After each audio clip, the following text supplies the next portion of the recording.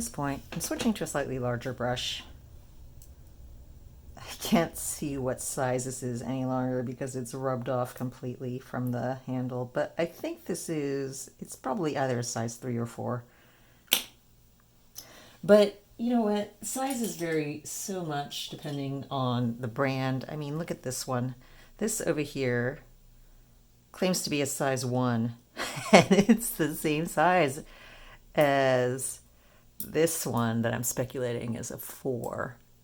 And it is definitely bigger than this other one I have, which is a 2. Go figure, huh? So, the sizes, it's a reference point, but really each brand, it varies so much that you use what is useful. You use what suits the situation. So I've got this one, mystery size. Let's start with some of this olive green. And I am going to mix in a few things here. Let's see. So I've got the green. I'm going to add some more sparkle to it. I think this green is called Dragon. I love that name. I painted a dragon with it. That was the first thing I did when I was first trying out this watercolor set, because how can you not with a color that's named that? And what else? I think I'm going to add some Payne's Gray as well. This is just my standard Daniel Smith Payne's Gray that I've got. Okay. Now that I have that mixed up, I'm going to do... Oh, it's not dark enough. I want it darker. I want more green, more Payne's Gray in it. I want more of a bluish tone.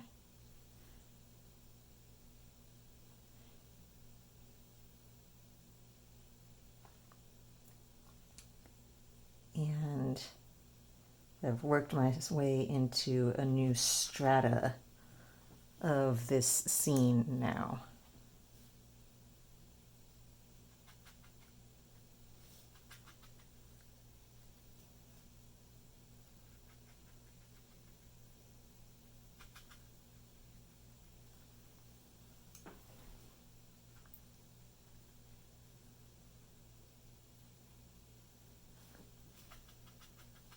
These rocky outcroppings are what I envision these to be. Shadowed against this sunrise background. And again, blending out the base.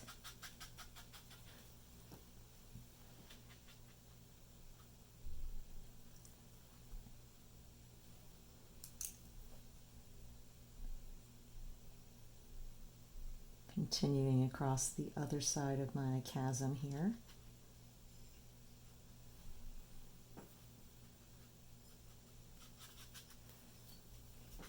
And blend.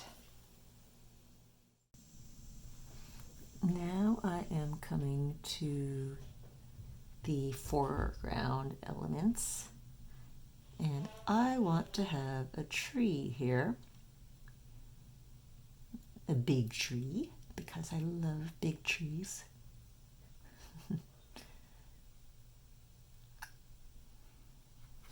And I've started with the basically the same mixture that I used for that last round of hills, although I made it much more concentrated so that it is darker even than that previous layer. And I'm dotting the leaves out. Now that I'm coming into the most foreground element that will be in this landscape, it needs to have more detail than the background stuff. And so I am going to switch actually to one of my size 0 brushes and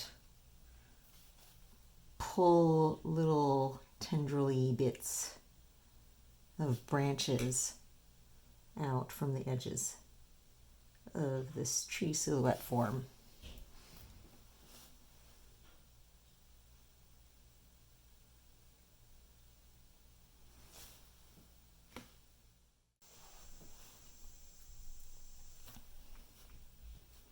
Here's a closer look of things.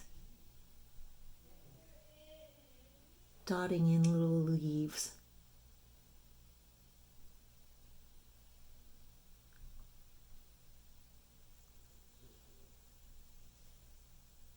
Along the edges.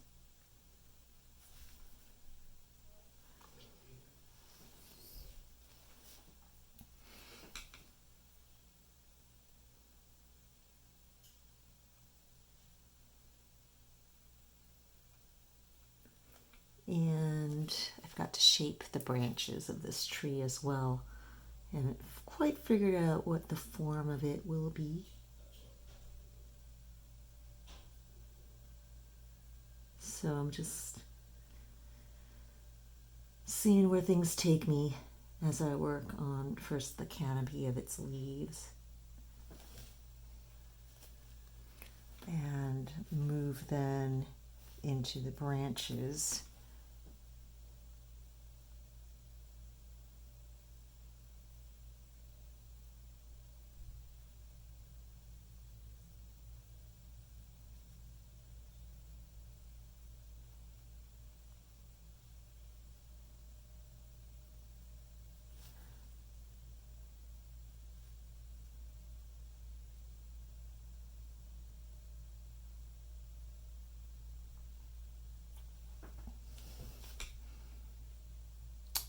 I want the foliage to kind of trail down along the edges over here.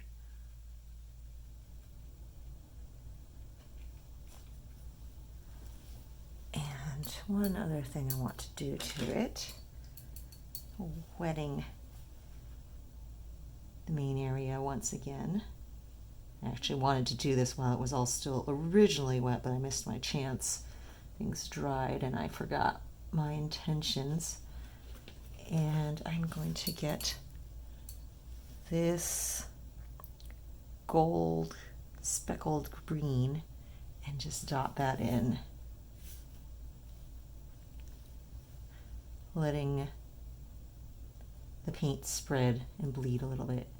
It's going to diffuse more as it continues to dry, so it won't be quite so dotted like it looks right now, but it will give it this slightly mottled texture as it dries.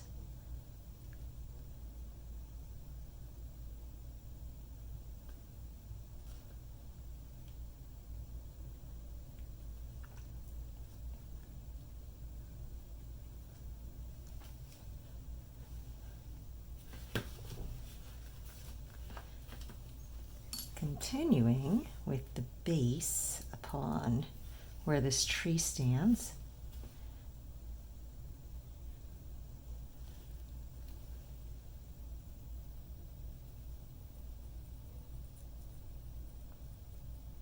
a rocky little promontory.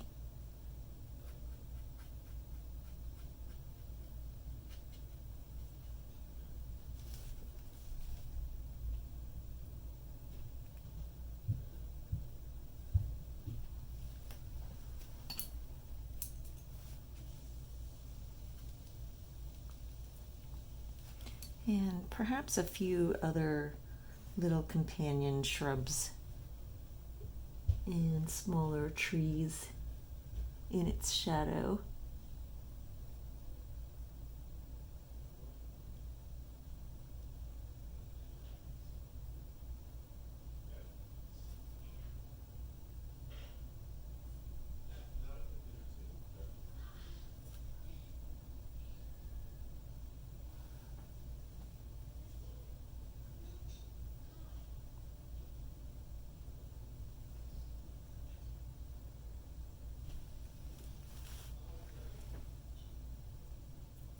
Smaller little sapling here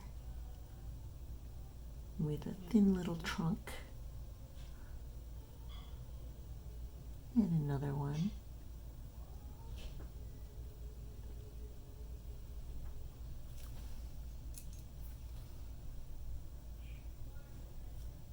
darkening them a bit more.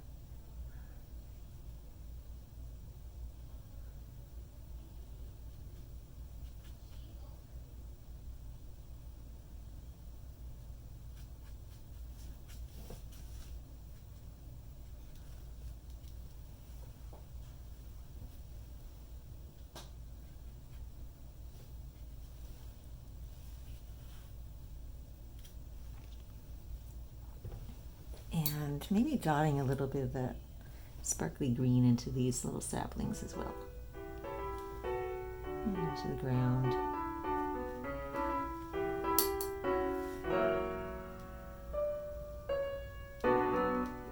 Adding some water to let it spread a bit more.